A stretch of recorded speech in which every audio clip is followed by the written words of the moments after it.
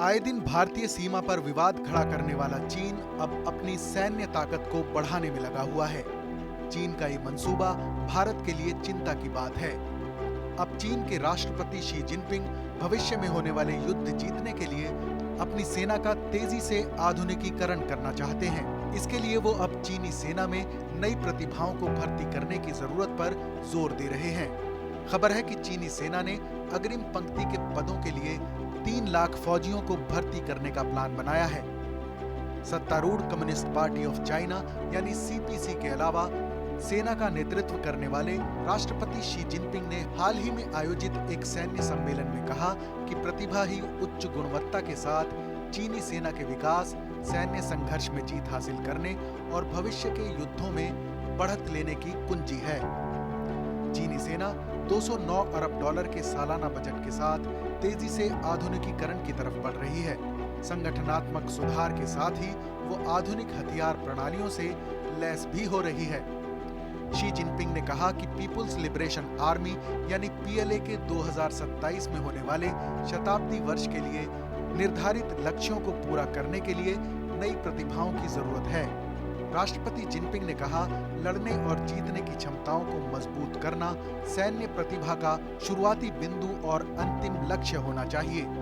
उन्होंने सैन्य कर्मियों के वैज्ञानिक ज्ञान और आधुनिक युद्ध जीतने की उनकी क्षमता में सुधार के मकसद से तकनीकी जानकारी में सुधार के लिए कोशिश करने का भी आह्वान किया है।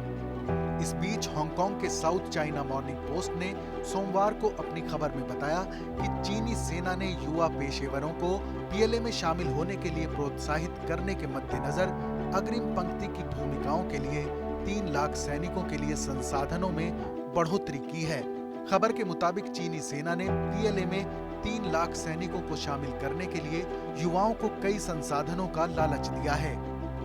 साल 2012 में सत्ता संभालने के बाद से शी जिनपिंग ने सेना में बड़े पैमाने पर सुधार किए हैं, जिसमें पीएलए की संख्या को 23 लाख से घटाकर 20 लाख सैनिक किया गया था, क्योंकि 3 लाख सैनिकों को गैर लड़ाकू इकाइयों से हटा दिया गया था। रिपोर्ट में कहा गया है कि पीएलए हवाई टुकड़ी इकाइयों को डिवीजन स्तर से ब्रिगेड में अपग्रेड किया गया था, जबकि नई पीढ़ी के लड़ाकू जेट जैसे J-20, J-16S, J-10C चलाने वाले पायलटों की संख्या भी बढ़ाई गई थी।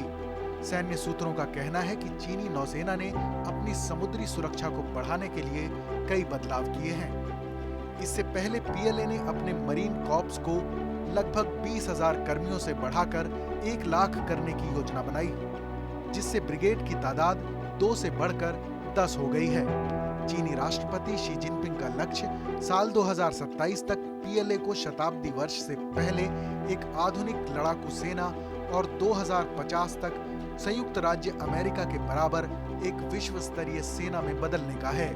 इस खबर पर अपनी राय जरूर बताएं। देश और दुनिया की तमाम बड़ी खबरों के लिए देखते रहें TV9 डिजिटल। देश बनता है अपने नागरिकों से। ऐसे नागरिक जो अधिकार के साथ कर्तव्य पर भी ध्यान दें, जो सच्चाई का आदर करें, लेकिन असत्य से लड़ना भी सीखें, जो सिर्फ जानकार न बने बल्कि जागरूक भी रहें। इस काम में TV9 डिजिटल है आपका मददगार लगातार, ताकि आप भीड़ का हिस्सा न बने बल्कि राह दिखाएं भीड़ को। देखते रहिए TV9 डिजिटल।